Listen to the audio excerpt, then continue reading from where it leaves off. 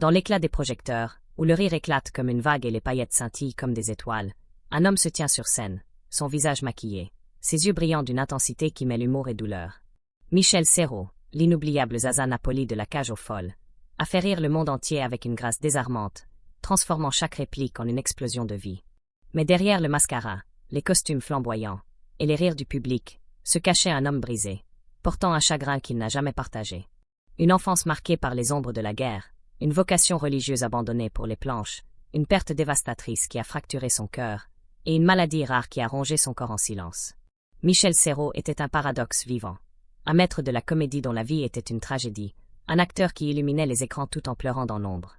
En 2025, alors que ses films comme La cage aux folles, Garde à vue, et Nelly et Monsieur Arnaud sont rediffusés dans les cinémas rétro, que ses performances résonnent sur X et dans les théâtres français, nous plongeons dans la vie de cet homme extraordinaire.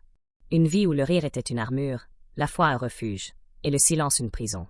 Restez avec nous pour découvrir les secrets d'un homme qui a fait rire le monde tout en cachant ses larmes.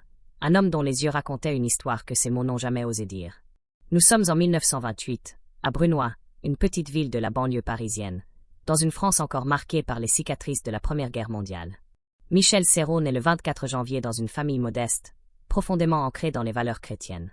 Son père, Robert Serrault, cumule 2 emplois, représentant de commerce en tissu et carte postale le jour, contrôleur au théâtre de l'Ambigu Comique la nuit, rentrant épuisé dans leur appartement exigu.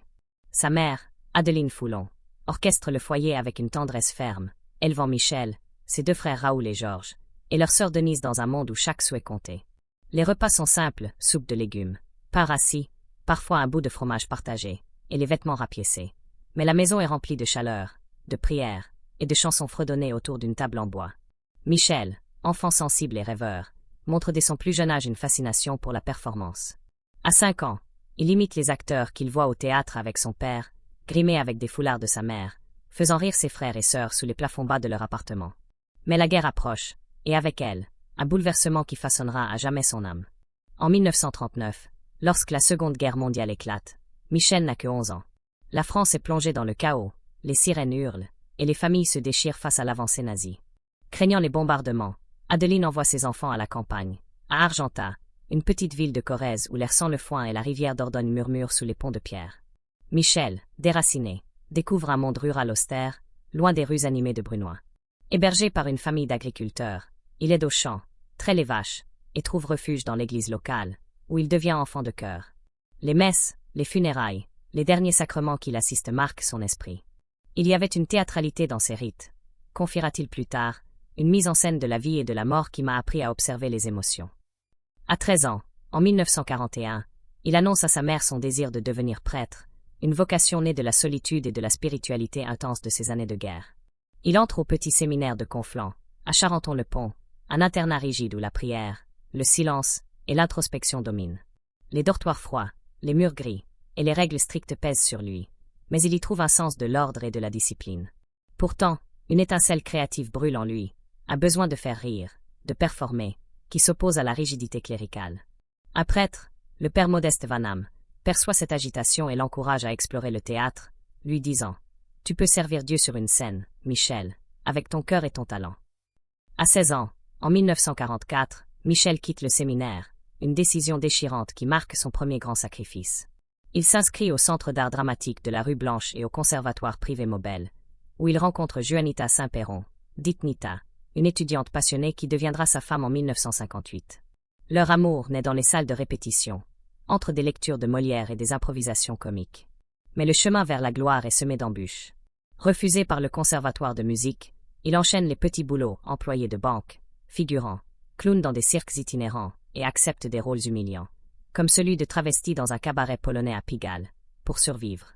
Ces années de galère, marquées par le rejet et l'insécurité financière, forgent sa résilience mais laissent des cicatrices. En 1948, il sert dans l'armée de l'air à Dijon, où il organise des spectacles pour les soldats, un avant-goût de sa carrière. À son retour, il rejoint la troupe comique des Branquignoles de Robert Derry, apprend le mime avec Étienne Decroux, et décroche des petits rôles à la Comédie Française, observant les grands acteurs depuis les coulisses. En 1952, sa rencontre avec Jean Poiret au théâtre Sarah Bernhardt change tout. Leur alchimie est immédiate, un mélange d'humour vif et de complicité instinctive. Leur premier sketch, Jerry Scott, vedette internationale, présenté au cabaret Le Tableau en 1953, fait sensation. Ce partenariat mène à La Cage aux Folles en 1973, où Serrault incarne Albin, alias Zaza Napoli, un travesti flamboyant et vulnérable. Sa performance, à la fois hilarante et déchirante, lui vaut un César en 1979 et une reconnaissance mondiale. Mais derrière ce triomphe, une tragédie personnelle le brise. Le 30 août 1977, sa fille aînée, Caroline, 19 ans, meurt dans un accident de voiture à Neuilly-sur-Seine. Un jeune conducteur, Guy Guignet, fuyant la police après une chasse aux travestis au bois de Boulogne, percute sa voiture à un feu rouge. L'impact est si violent qu'elle décède sur le coup. Michel, chez lui à Neuilly, reçoit la nouvelle dans un silence glacial, suivi de hurlements déchirants qui résonnent dans la maison. « Caroline était mon soleil », dira-t-il dans une interview fictive mais plausible. Le lendemain, il retourne sur le tournage des Folies Offenbach et monte sur scène au Palais Royal, jouant Zaza sous des paillettes, le cœur en miettes. « J'avais besoin de travailler pour ne pas sombrer », confiera-t-il dans Vous avez dit Serrault 2001. La justice, avec une peine de 10 mois de prison avec sursis pour le conducteur, ajoute à sa douleur une amertume silencieuse. Michel ne cherche pas la vengeance, mais son silence devient un deuil étouffé. Sa femme Nita et leur fille cadette, Nathalie, tentent de tenir, mais la famille est fracturée. Michel se jette dans le travail, enchaînant des rôles dramatiques qui révèlent une profondeur insoupçonnée. Dans Garde à vue, 1981, il incarne un notaire suspecté de crime, face à Lino Ventura, gagnant un second César. Dans Docteur Petiot, 1990, il est un tueur en série glaçant. Dans Nelly et Monsieur Arnaud, 1995, un magistrat solitaire, remportant un troisième César. Ses rôles, hantés par la perte et la solitude, reflètent son propre chagrin. Mais une autre tragédie s'ajoute.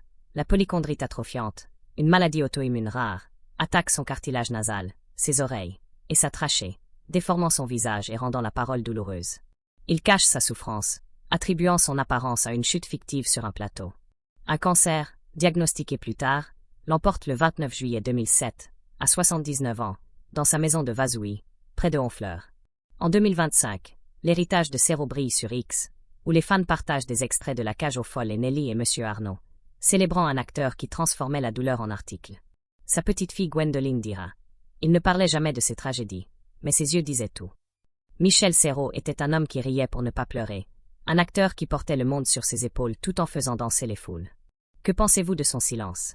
Sa foi, son travail, ou sa douleur vous touche-t-il? Partagez en commentaire. Likez, partagez, abonnez-vous pour d'autres récits de légende.